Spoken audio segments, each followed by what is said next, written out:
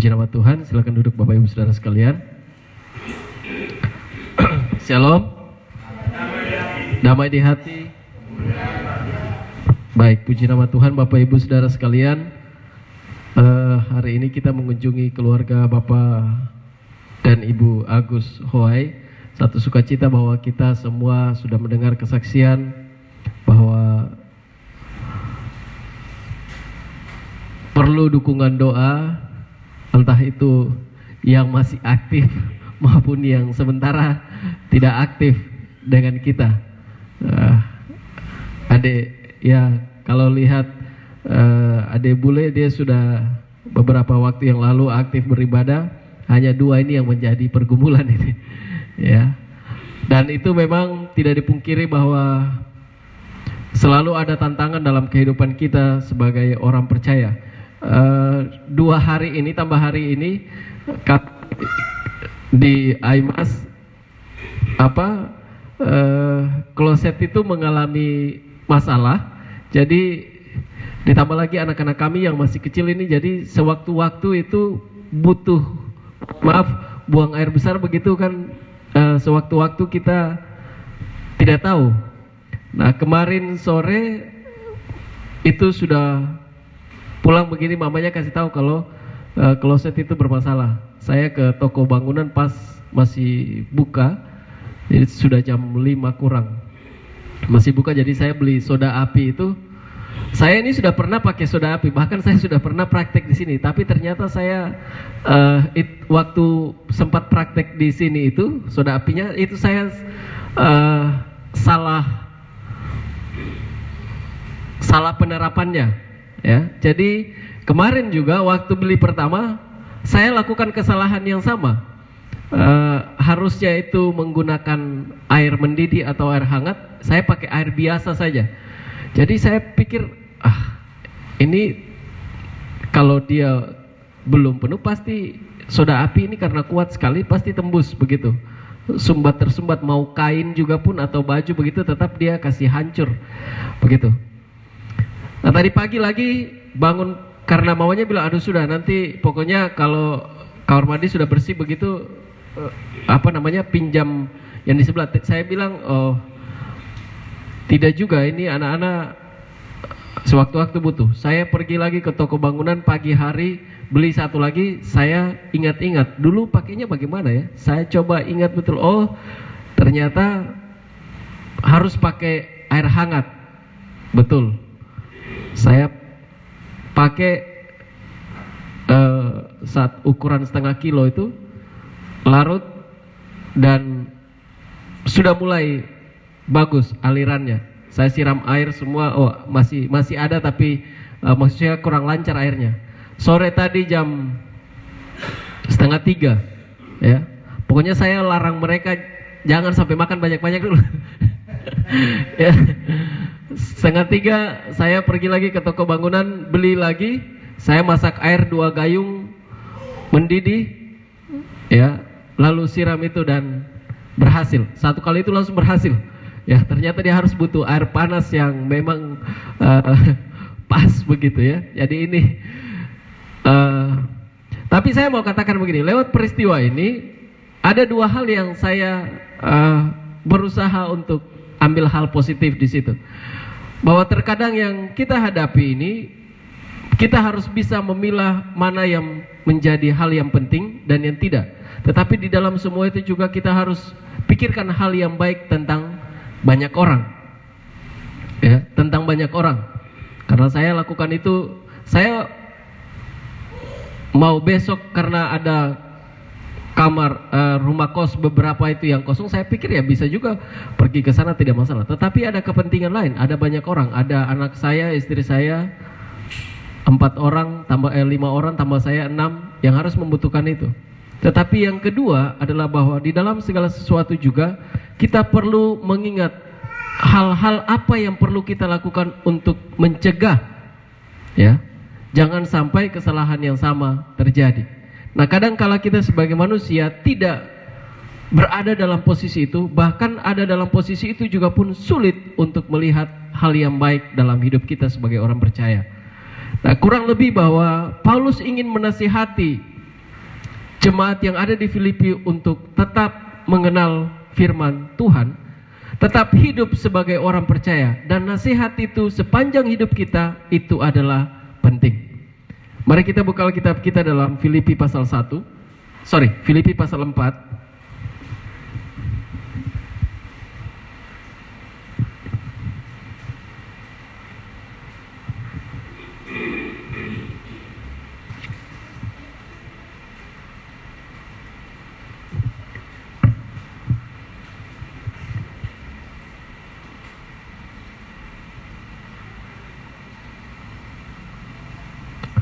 Filipi pasal 4 ayat pertama dan ayat yang kedua. Bapak Ibu sudah menemukan? Amin. Filipi pasal 4 ayat pertama dan ayat yang kedua. Memperhatikan Alkitabnya masing-masing dan saya akan bacakan untuk kita semua. Filipi pasal 4 ayat pertama dan ayat yang kedua, demikian bunyi firman Tuhan. Karena itu saudara-saudara yang kukasihi dan yang kurindukan, sukacitaku dan mahkotaku, berdirilah juga dengan teguh dalam Tuhan, hai saudara-saudaraku yang kekasih. Ayat yang kedua, Eudia kunasihati dan Sintike kunasihati, supaya sehati sepikir dalam Tuhan. Amin. Nah, Bapak Ibu Saudara yang dikasihi oleh Tuhan, ketika saya membaca firman Tuhan ini, saya melihat begitu dalam cara berpikir Paulus. Oleh karena kasih karunia Tuhan, dia melihat pentingnya kehidupan orang percaya di dalam Tuhan. Bukan sekedar hidup, bukan sekedar dia pengikut Tuhan, tetapi lebih penting adalah tentang bagaimana setiap nasihat, setiap teguran itu dicerna dengan baik. Itu penting. Kalau kita baca pasal yang ketiga, itu sampai terutama untuk lebih spesifik di ayat 17 sampai ke ayat yang ke-21, Paulus berusaha untuk meyakinkan jemaat yang ada di Filipi bahwa hidup di dalam Tuhan yang terpenting adalah itu teladan. Bukan tentang kau kasih persembahan banyak, bukan tentang kau diberkati luar biasa, bukan tentang kau pandai berkata-kata, tetapi teladan itu penting. Maka di ayat yang ke-17 dia bilang begini, saudara-saudara, ikutilah teladanku dan perhatikanlah mereka yang hidup sama seperti kami yang menjadi teladanmu. Nah, Paulus melihat bahwa cara hidup seluruh orang percaya itu bukan tentang segala harta yang dimiliki, bukan tentang pandainya dia berkata-kata, tetapi tentang teladan. Maka ayat dalam pasal 4 ayat pertama dan ayat yang kedua Paulus bilang, karena itu saudara-saudara yang kukasihi dan yang kurindukan, sukacitaku dan mahkotaku. Kenapa poin ini, ayat yang pertama ini dia menekankan seolah-olah saya ingin katakan ini adalah perkataan seorang gembala yang betul-betul mencintai dombanya.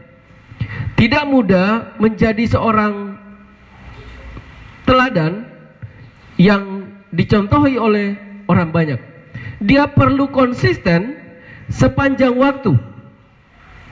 Ya, saya bersyukur bahwa sampai hari ini kalau anak-anak mau tidur itu, mereka selalu ingat untuk berdoa. Sampai hari ini. Dan yang perempuan itu selalu kasih ingat baca Alkitab sebelum berdoa, begitu. Jadi baca Alkitab dulu, berdoa baru tidur. Nah, Paulus dia melihat bahwa yang paling penting teladan itu, dan teladan itu harus bisa juga tercermin dalam kehidupan jemaat. Maka kalau kehidupan jemaat itu tercermin dengan baik, itu adalah porsinya pada seorang pemimpin. Maka dengan tegas Paulus ingin menunjukkan bahwa dia berhasil dalam mendidik jemaat, dia berhasil dalam menunjukkan keteladanan, sehingga dia bangga dengan pelayanannya. Dan dia katakan kepada jemaat yang ada di Filipi begini, karena itu saudara-saudara yang kukasihi dan yang kurindukan, sukacitaku dan mahkotaku. Artinya apa? Dia tidak pernah melihat jemaat sebelah mata. Dia tidak pernah melihat kelemahan-kelemahan yang ada pada jemaat itu sebagai sesuatu yang memalukan. Tetapi di dalam seluruh pelayanan Paulus, dia katakan bahwa semua harus melihat teladan yang sudah Paulus tunjukkan, yang sudah setiap hamba-hamba tunjukkan, untuk mereka menjadi bertumbuh di dalam Tuhan. Maka ini tidak mudah Bapak Ibu Saudara yang dikasihi. Kalau setiap hari kita membaca firman Tuhan, atau Bapak Gembala, para pelayan, Ibu Gembala dan sebagainya, evangelis, majelis dikasih tugas tanggung jawab, ini bukan tentang menyampaikan kata-kata bijak. Ini bukan tentang menyampaikan motivasi.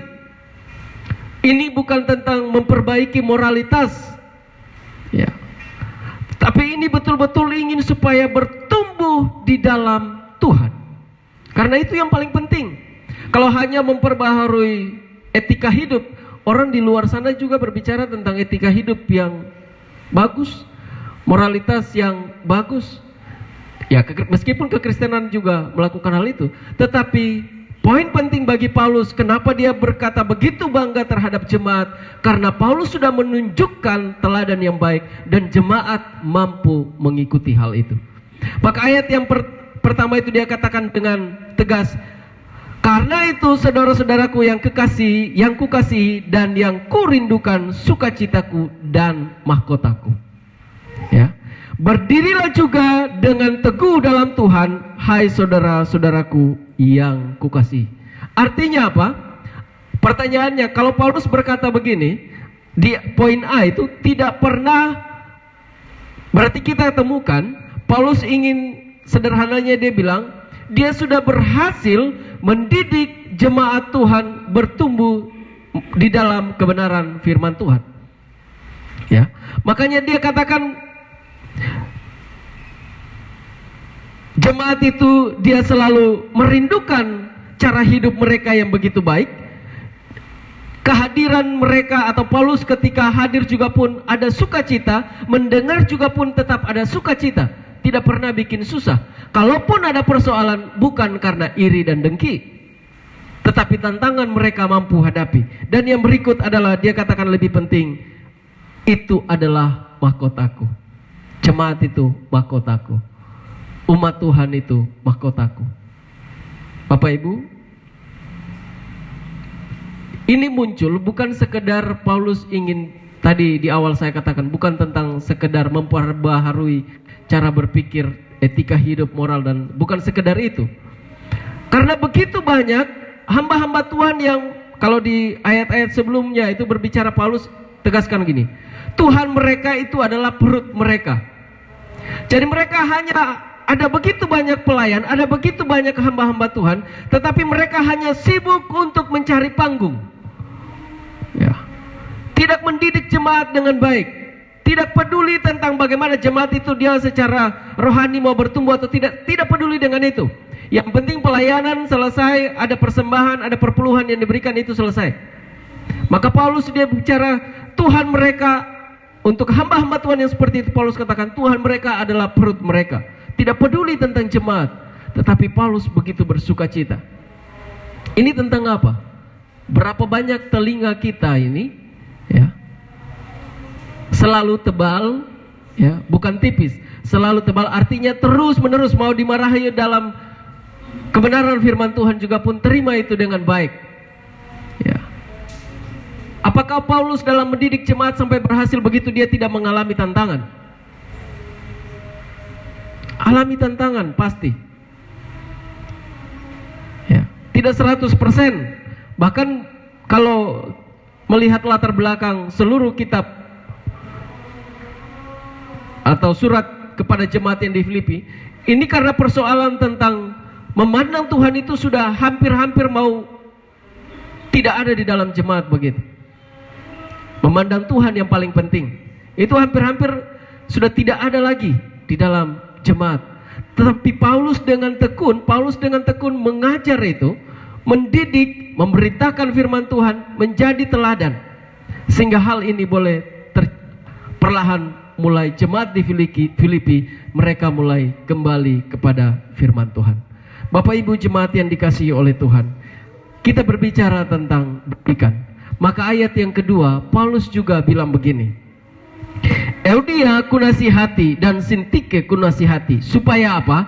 Sehati, sepikir dalam Tuhan. Problemnya apa? Masalahnya di mana? Adalah tentang begitu giatnya keadaan dunia, iblis dengan segala macam caranya berusaha mempengaruhi kualitas hidup jemaat, yang tidak mungkin akan diubah juga dengan keadaan dunia. Mau ditawari, atau katakanlah begini, saya butuh uang 10 juta untuk segala macam keperluan saya. Caranya dunia adalah bahwa ya sudah, ini 10 juta untuk kamu. Masalah engkau mau kelola dengan baik itu adalah tidak baik dan tidak baik itu adalah tanggung jawabmu. Tidak perlu dengan hati nuranimu, tidak perlu dengan Tuhan dalam hidupmu, tidak perlu. Tetapi kalau di dalam Tuhan, Paulus ingin katakan begini, ini 10 juta, tetapi sebelum saya kasih ini, engkau betul-betul berdoa. Ataupun kalau saya kasih berdoa dengan sungguh-sungguh untuk uang apa ini engkau harus pergunakan. Jangan jadikan uang itu sebagai acuan dan engkau hanya berdosa di hadapan Tuhan. Dia dengan tegas, firman Tuhan katakan, Eudia kunasihati, Sintika kunasihati, supaya sehati, sepikir di dalam Tuhan. Kenapa dua nama ini muncul? Ini dua orang perempuan yang Paulus sebutkan. Ya. Paulus ingin memberikan keleluasan bukan hanya kepada orang-orang yang sudah begitu kerohaniannya mulai terlihat. Yang pada saat itu lebih sering muncul adalah orang laki-laki begitu. Laki-laki sering muncul, pengkhotbah-pengkhotbah, pengajar-pengajar itu sudah sering muncul. Tetapi perempuan-perempuan juga, Paulus ingin untuk mereka berdiri di hadapan Tuhan dengan sungguh-sungguh. Tetapi di hadapan Tuhan juga pun Paulus berani untuk menasihati mereka, perempuan-perempuan, untuk tunduk di dalam kasih karunia Tuhan, tunduk di dalam otoritas Tuhan, bukan sekedar hanya berbicara. Itu yang Paulus katakan. Tujuannya apa? Ayat yang kedua bagian terakhir bilang begini, supaya sehati, sepikir dalam Tuhan. Amin Bapak Ibu. Kita punya tanggung jawab. Setiap hamba-hamba Tuhan punya tanggung jawab. Orang tua punya tanggung jawab. Menasihati generasi dari generasi ke generasi. Tujuannya jelas adalah supaya mereka bertumbuh dalam Tuhan. Tetapi di dalam semua itu, setiap rumah tangga mau untuk diberkati oleh Tuhan. Diberkati oleh Tuhan bukan sekedar uang, pekerjaan anak-anak diberkati, uang ada, jabatan ada dan seterusnya. Tetapi di dalam kesehatan di dalam Tuhan itu yang paling penting. Dan Paulus katakan itu dengan jelas.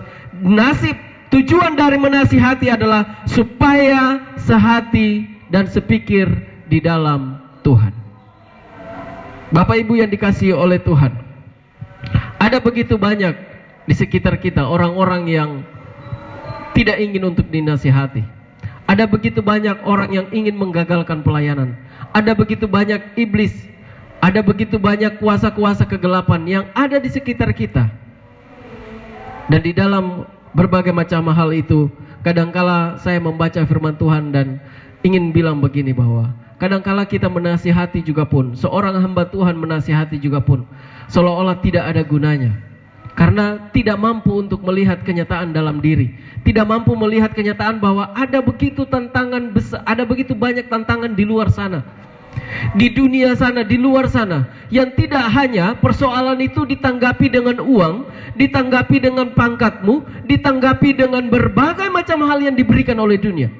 Masalah di luar sana pun perlu diselesaikan dengan hanya di dalam nama Tuhan Yesus Kristus. Pertanyaannya bagi kita sebagai orang percaya, berapa banyak kita membangun mezbah kita hari-hari ini?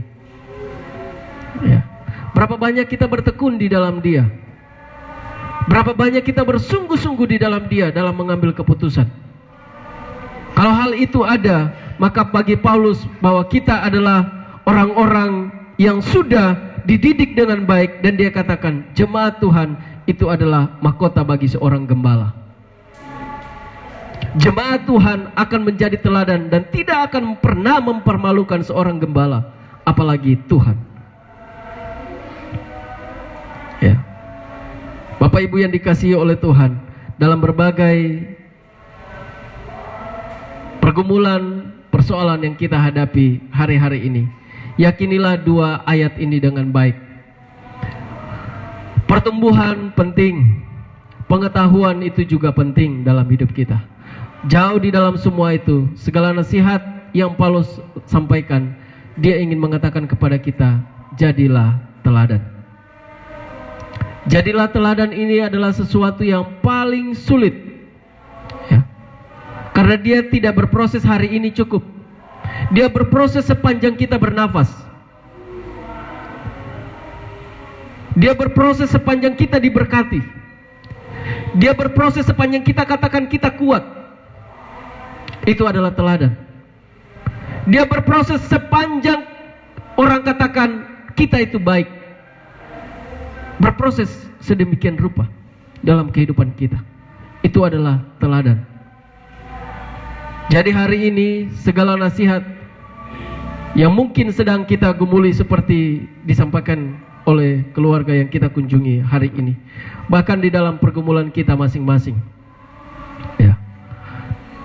Setiap kita perlu untuk melihat diri dengan baik, bahwa Tuhan itu adalah menjadi penolong dalam kehidupan kita sebagai orang percaya. Ayat yang ke-8 dari pasal 4 bilang begini. Jadi akhirnya saudara-saudara, semua yang benar, semua yang mulia, semua yang adil, semua yang suci, semua yang manis, semua yang sedap didengar, semua yang disebut kebajikan dan patut dipuji, pikirkanlah semuanya itu. Tidak ada gunanya kalau kita hari ini menyombongkan diri di hadapan Tuhan. Tidak ada gunanya hari ini kita berdiri dengan angkuh di tengah-tengah dunia ini.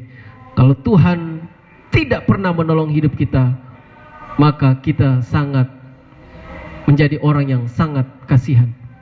Tetapi di dalam semua yang Tuhan nyatakan atas hidup kita, diberkati secara melimpah, terpelihara dengan baik, tidak pernah melupakan kasih karunia Tuhan, maka kita adalah pribadi-pribadi yang sangat dicintai di mata Tuhan.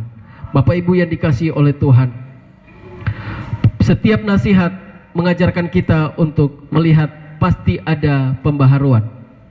Didikan mengajarkan kita untuk selalu ada jalan keluar. Apakah kita mau memberikan telinga? Apakah kita mau memberikan hati? Di dalam semua itu, lihatlah kasih karunia Tuhan lewat setiap Tuhan yang patut untuk kita teladani. Ada tanggung jawab besar. Persekutuan kita bukan sekedar persekutuan menjalankan satu rutinitas. Jauh di dalam lubuk hati seorang hamba Tuhan, jauh di dalam lubuk hati seorang gembala, para pelayan dan sebagainya, ingin melihat kita semua, keluarga-keluarga diberkati di dalam Tuhan. Oleh sebab itu, jangan pernah malu karena ditegur. Jangan pernah malu karena dinasihati. Bagi Paulus, jemaat yang ditegur, jemaat yang diberikan nasihat, mereka bertumbuh, itu adalah mahkota bagi Paulus. Berdirilah teguh di dalam Tuhan, saudara-saudara yang dikasihi. Oleh sebab itulah, mari kita membawa hati dan pikiran kita di dalam Dia, untuk kita bertumbuh di sepanjang kehidupan kita sebagai orang percaya. Amin.